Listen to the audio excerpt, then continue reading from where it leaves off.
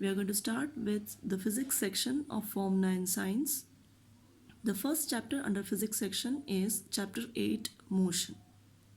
In physics, motion is one of the most important aspects in majority of inventions and discoveries done by scientists.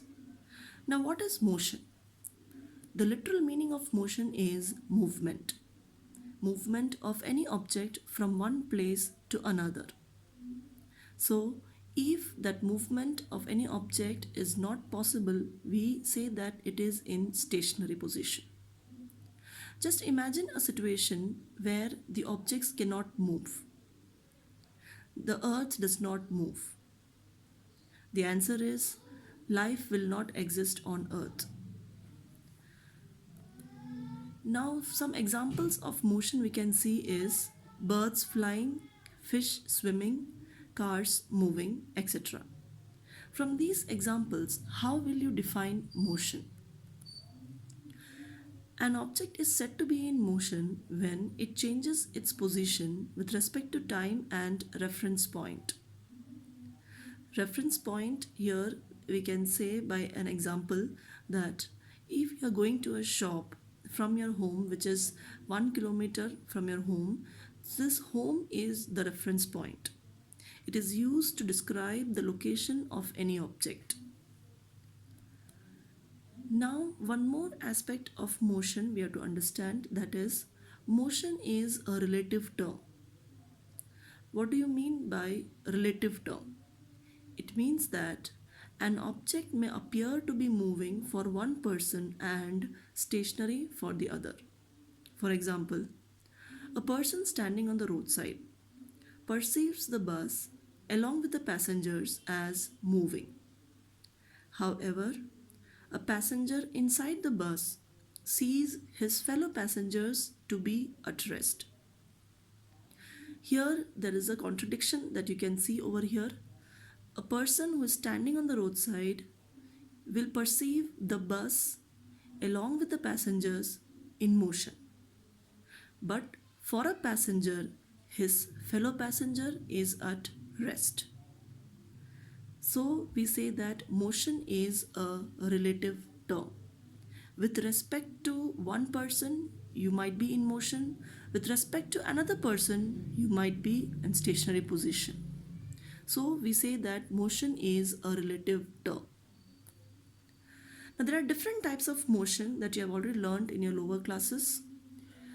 Rectilinear motion, curvilinear motion, translatory motion, circulatory motion, oscillatory motion, periodic motion.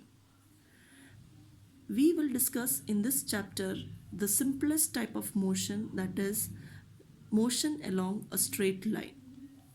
We shall also learn to express such motions through simple equations and graphs. Now, to describe the motion along a straight line, we need to know basic two different physical quantities: the distance and the displacement. The distance you already learned in your lower classes, how to measure it, you all know that. Displacement is a new term for you. Now from an example, we will see what is distance and what is displacement. What is the difference between distance and displacement? Here, a boy is riding a bicycle from point A to point B, covering 4 meter, and from B to point C, covering 3 meter.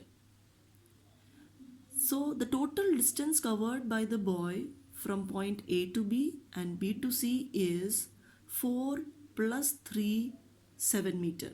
So the answer is 7 meter. The distance traveled by the boy is 7 meter. Now, what about displacement of the boy? Displacement is the shortest distance from the initial position to the final position. Here the initial position of the boy is at point A and the final position is at point C.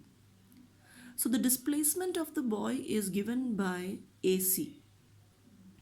How to find the length of AC? If you see this it forms a triangle. It has formed a triangle where angle B is 90 degree. That is, it is a right angle triangle. So by using Pythagoras theorem, which says that hypotenuse square is equal to the sum of side square, that is 4 square plus 3 square, which is 16 plus 9, 25. So AC equals to under root of 25, that is 5 meter. The displacement we have got as AC equals to 5 meter. From this example, we can see that distance only gives you the magnitude, that is the numerical value, and not the exact direction where the boy is moving. Displacement gives you the direction of the boy moving from A to C, that is northeast direction.